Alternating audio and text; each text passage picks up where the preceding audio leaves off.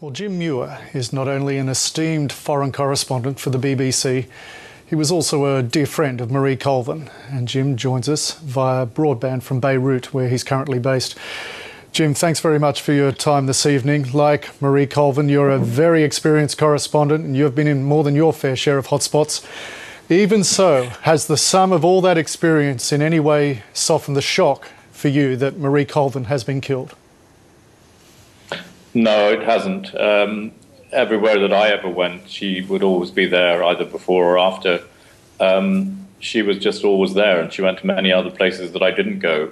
So for her to be gone is just terrible, and I think we have to salute her incredible bravery because, you know, for her, war, she knew, was not a glamorous thing. It was not a glorious thing. It was a thing that tears people to pieces, and she knew from her own experience she had that dreadful eye injury, and that gave her a post-traumatic stress disorder that was so severe she had to be hospitalized for a while. So she knew what it was about, and yet she kept going back because she just had that total compulsion to tell the story of people who otherwise would be forgotten. You say in your tribute on the BBC website that if there's a scale of courage, Marie was at the top of it. Now, courage comes in many forms. Tell us about when you saw Marie at her most courageous. Well, I would say on this trip, because Marie, you know, she was 54. She was not getting younger like all of us. You know, she'd done everything.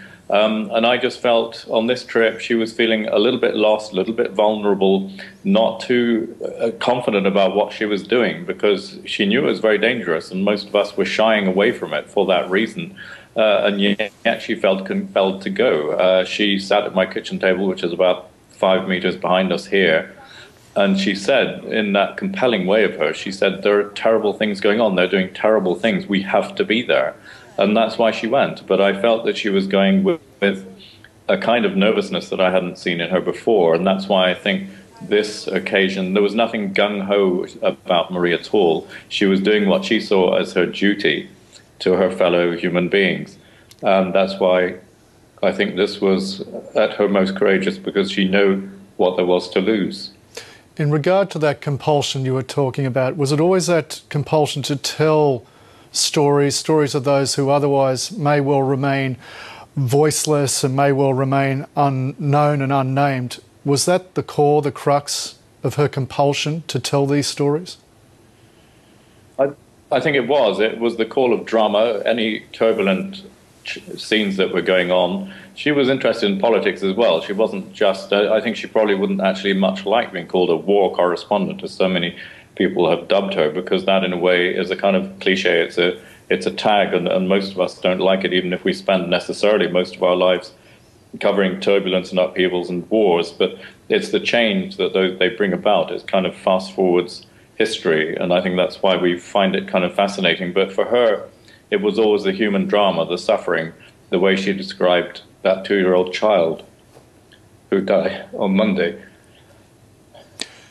Yes, it was an extraordinary piece of reporting by Marie, and it really brought it home, as she has done so often. It seems as though not only does she report on humanity, Jim, she must have been an incredibly humane and compassionate person herself. Can you give us some insights into that side of her character? She was just funnily enough, about 5 minutes ago, I was talking to an Iranian colleague, an Iranian-American colleague, who was saying that last year, during the time in Tahrir Square in Cairo, Marie was there in the thick of it, but this particular friend had broken her neck some time ago in a kind of skiing accident, and Marie called her from Tahrir Square and just insisted that my friend had to come to London to see her doctor and so on. It was that kind of compassion. She was engaged with people. She cared about them, and she showed it, and that's why she had so very many friends who are grieving her now. Jim, I mentioned in the introduction you have been friends for a quarter of a century or so. Can you tell the circumstances about where you met? We met basically through her. She got the job with the Sunday Times as Middle East correspondent. I was already in the Middle East, and I was doing some stuff on a freelance basis for the Sunday Times. And she took over from, again, a very special man called David Blundy, who ended up shortly after that being killed in El Salvador. So he kind of introduced us and passed her on to me, as it were, and vice versa. And we just hit it off. I mean, it was far more ever than a kind of professional collaboration. We became friends very quickly.